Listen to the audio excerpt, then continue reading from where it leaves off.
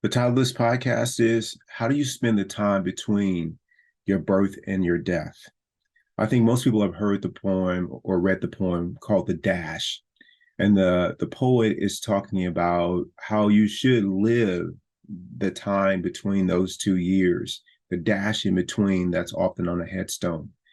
And and I have thought about that a lot, but with much more clarity a purpose since I began to practice.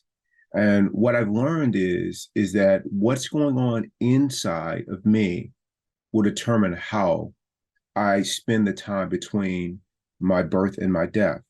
So for example, when I was depressed and going through a rough period over 20 years ago, that determined how I lived my life.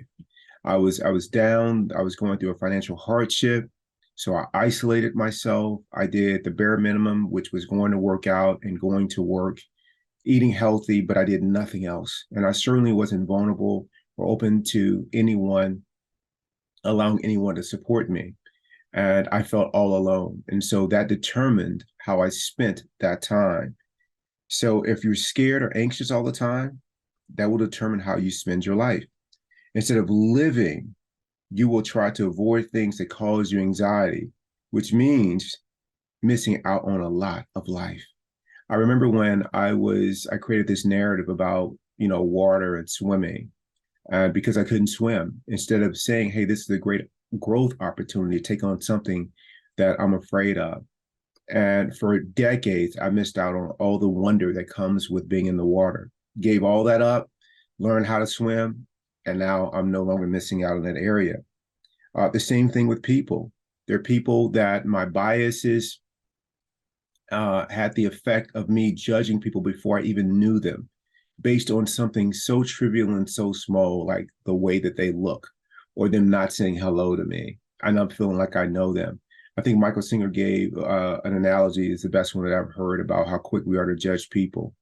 They say you have one or a few interactions with someone and you feel like you know them. That's the equivalent of giving someone a 500-page book, telling them to read the first word of the book, and asking them to tell you what the book is about. Impossible to do, but we do it all the time with people. One incident, one interaction, and we feel like we know them. And that's how you miss out.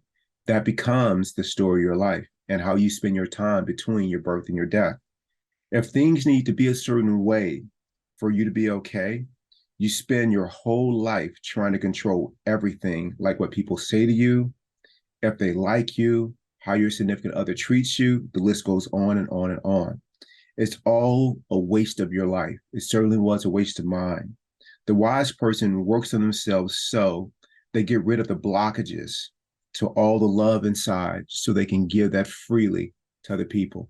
And that's the one thing that I'm working on.